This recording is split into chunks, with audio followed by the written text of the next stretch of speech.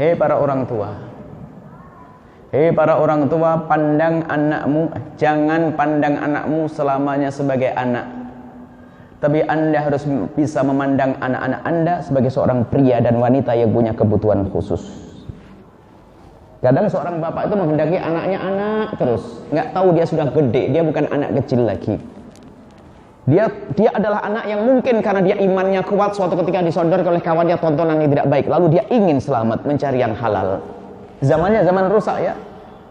Anda jangan samakan zaman Anda. Makanya kami himbau kepada orang tua, lihat, tolong pandang anak Anda sebagai anak, bukan sebagai anak saja, tapi pandang sebagai seorang pria yang punya kebutuhan khusus.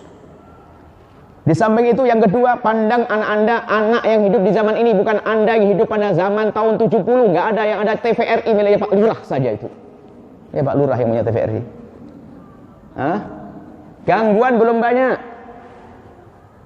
Dan mohon maaf kalau ada di kampung-kampung memang orang tidak menutup aurat dengan gaya kampungnya, tapi mereka bukan pamer aurat. Tapi hari ini yang dilihat oleh anak-anak kita di televisi, di internet, di HP adalah orang yang pamer aurat. Lihat, anak Anda laki-laki murni, normal dia melihat yang demikian, dan dia punya iman, ngadu ke ibunya, ibu saya pengen menikah, lalu berkata ibunya, jangan, awas kalau anak berzina, Anda sebagai ibu masuk neraka duluan, Anda sebagai bapak masuk neraka duluan, hati-hati.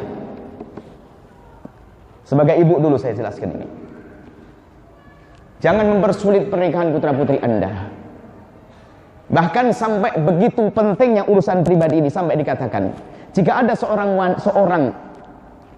anak gadis punya bapak ibu menghalangi pernikahan, namanya wali adl. Wali adl itu maksiat. Bapak yang maksiat dan berdosa adalah menemukan anak gadis yang sudah ketemu calon yang benar, tapi dia menghalanginya. Maka anak boleh menikah tanpa izin orang tuanya. Karena apa? Masalah pribadi, dosa kepada Allah, takut zina dan seterusnya. Maka hai para orang tua, tolong pandang anakmu sebagai seorang laki-laki, seorang wanita. Kalau sudah dia membuka diskusi kepada Anda, tolong sambut diskusi yang baik. Kemudian wahai anak yang baik, kalau bicara sama orang tua tuh yang baik-baik dong, caranya yang baik. Kadang caranya ngomong sama orang tua begini, ma saya menikah dengan dia, kalau enggak usah menikah. Oh ini kurang ajar benar ngomongnya. Wah ini cara ngomong yang betul dong. Mungkin dengan surat yang bagus, mohon maaf mama tercinta terkasih, surgaku ada di bawah telapakmu, surgaku di bawah komandomu wahai ibunda tercinta, begini ibunda, umur saya sudah 21 tahun. Secara pribadi saya alhamdulillah masih bisa menjaga diri Abah Umi, akan tapi lihat bersama bergantinya hari, bergantinya minggu, pergaulan dan seterusnya, saya begini, saya sering masya Allah bangkit syahwat yang takut saya masuk dalam murka Allah dan sebagainya. Mohon dengan segala hormat Umi tercinta tersayang, selamatkan kami,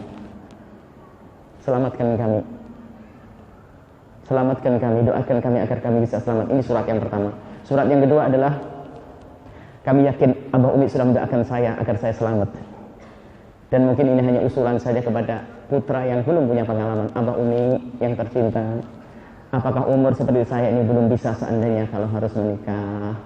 Mohon Umi dijawab dengan penuh kasih dan cinta. Anda lari, setelah kirim surat lari, kelihatan di mukanya, kamu nggak sama tadi, gitu. Nah, jadi ibu nanti akan merenung bahasa. Atau kalau tidak dengan surat, Anda minta tolong kepada orang tua, paman Anda, kiai Anda untuk menyampaikan dengan halus kepada orang tua. Sebab memang ada orang tua kan macam-macam. Ada orang tua yang terlalu takut dan sebagainya. Baik, seperti itu. Anda bicara yang baik. Sebetulnya Anda cara menyampaikan yang kebaikan itu ada waktunya. Menyampaikan kebaikan dan kebenaran dua hal yang harus Anda pahami. Hei anak yang ingin cepat nikah lalu tidak diizinkan sama orang tuanya, dengar omongan saya. Yang pertama, kalau Anda ingin menyampaikan sesuatu, pilih waktu yang tepat. Waktu lagi senang orang tua Anda, lagi bahagia orang tua Anda sampaikan, memilih waktu yang tepat. Kedua, yang ingin Anda sampaikan tidak harus melalui lidah Anda boleh melalui pesan seseorang yang bisa dipercaya, atau melalui surat cinta yang indah untuk orang tua Anda. Insya Allah nanti ini akan menjadi bahan pertimbangan yang kuat, surat Anda yang lembut dan bukan dengan kekasaran. Sisi lain, wahai para orang tua, jika Anda sudah menemukan anak seperti itu, minta kepada Anda, baik caranya benar atau tidak benar. Kalau sudah anak berani ngomong mau nikah, itu benar-benar. Sebab ngomong nikah itu bakal malu seorang anak. Kalau sudah anak Anda ngomong mau nikah, Anda harus pikirkan. Kalau memang Anda tidak cocok dengan calonnya, Anda harus bisa memberi calon yang cocok. Jangan Anda diam dok.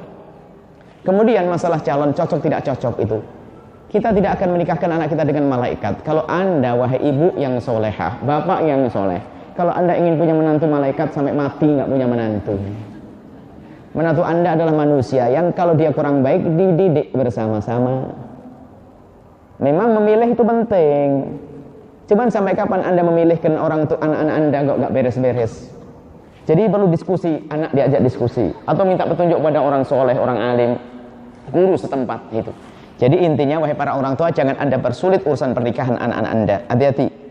Kalau seandainya Anda mempersulit, kadang-kadang ini permasalahannya suruh menyelesaikan sekolah, kuliah dan sebagainya, belum punya kerjaan dan sebagainya. Ini ada cara berpikir yang salah.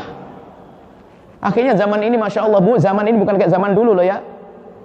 Film-film kotor kadang disebarkan oleh kawan-kawannya. Alhamdulillah. Ya kalau anak Anda memang hidup tengah hutan, nggak punya HP, nggak punya televisi. Tapi ini sudah zaman modern begini, pembangkit syahwat ada di mana-mana. Semoga Allah menjaga anak-anak kita. Paham para orang tua, insya Allah Anda punya menantu yang soleh solehah. Tapi sekarang kalau menantu saya nggak teramat soleh, tapi nggak nakal banget kan? Bukan pemabuk kan? Bukan pernah meninggalkan sholat kan? Bukan.